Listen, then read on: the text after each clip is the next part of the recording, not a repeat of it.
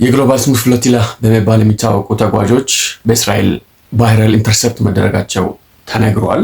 እውቅናን በመፈለግ ከተለያዩ አረብና አውሮፓ ሀገራቶች የተሰባሰቡ የግሎባል ስሙዝ ፍሎቲላ አባላት የያዙት እርዳታ አይደለም ለጋዛ ህዝብ እዛ መርከብ ላይ ላሉ እውቅና ፍላጎች እንኳን የሚበቃ አይደለም።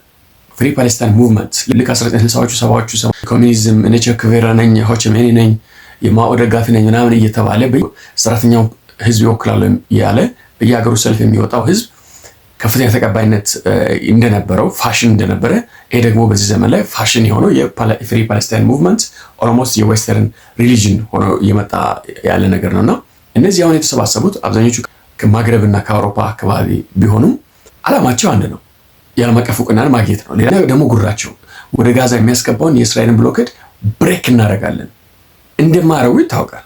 እነ ኢራን፣ ሂዝቦላ፣ ሐማስ የተለያዩ ዓለም አቀፍ ቴሮሪስት ኦርጋናይዜሽኖች አንድ ላይ ተደራጅተው ብሎኬዱን ብሬክ ካላደረጉ እነዚህ አሁን የክላይሜት አክቲቪስት ነኝ የሚሉ እነዚህ ገብረ ሰዶማውያን አንድ ላይ ተሰባስበው የመጡ ናቸውና እነዚህ አሁን የእስራኤል ኔቪ ብሬክ አድርጎ ሊገቡ ማለት ነው።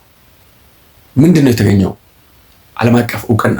አይኖራቸው ያውቃል፣ እነሱ ያውቃሉ፣ ዓለም ሁሉ ያውቃል። በእርግጥ ይሄ ጅል ጀነሬሽን አለ፣ ብሬኖች የሆነ ጀነሬሽን ማያውቀው እንዴት ብለህ ነው የእስራኤልን ብሎኬድ አንድ ግሬታ የምትባል ስንት 2 ሚሊዮን ነው 3 ሚሊዮን ዶላር ስለተከፈላት ሄዳ የእስራኤልን ጦር ብሬክ አድርጋ ወደ ጋዛ መግባት የምትችለው?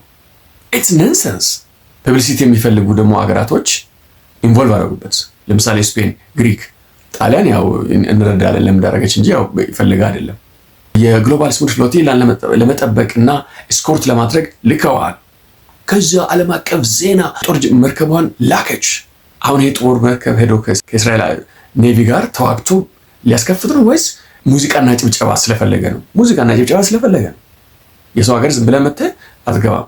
ከዛ በቃ ለነገሩ አልቋል። በቃ አገራቶች የራሳቸውን ጦር መርከብ መላክ ጀምረዋል ተብሎ ዜና ሲሰራ ቲክቶኩም፣ ቢቢሲውም፣ ሲኤንኤንም፣ አልጀዚራውም ገብታለች ስፔን። በቃ በጣም ደግሞ የሚገርም መሰላችሁ ስፔን የራሷ እዚህ ግባ የሚባል የጦር ምንትን የላትም። እስራኤል ያስታጠቀቻትን ጦር መርከብ እና መሳሪያዎች ታጥቃ ላከች ተባለ። ማመናቸውሳ እኔ እኮ አሁን እኮ ምን ያክል የዓለም አቀፍ ሚዲያ ብሬኖሽ እንዳደረገ የምታውቁት። እንዴት ታምናለህ? ጦር መርከቡ ምን ያደርጋል ብለህ ነው የምታምነው?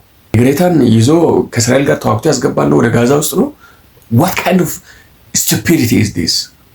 ወደ እስራኤል ውሃ አካል ሲገባ የእስራኤል የላከው የእስራኤል ኔቪ ኮማንዶ ናት። ስሟት ምን እንደምትል This is the Israeli Navy. You are approaching a blockaded zone. If you wish to deliver aid to Gaza, you may do so through the established channels.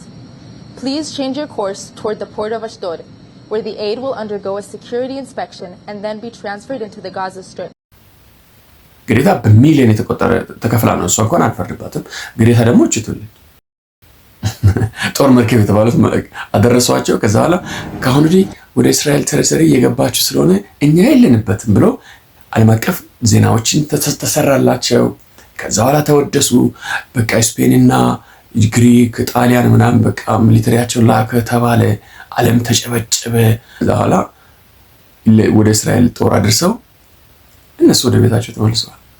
የእስራኤል ኔቪ እንግዲህ ስፔንና ግሪክ ጋር ለመዋጋት ተብሏል። ለመተዋቀር ከነዚህ ከነ የክላይሜት አክቲቪስት ነኝ ከሚል ተራ ለ1 ሚሊዮን ዶላር ብለው እንደዚህ አይነት ፊልም ከሚሰሩት ጋር ታገለ የተፈጠረው ኢንተርናሽናል ወርልድ ዎር ለመዋጋት የተዘጋጀ ኔቪ ነው እስራኤል የገነባቸው።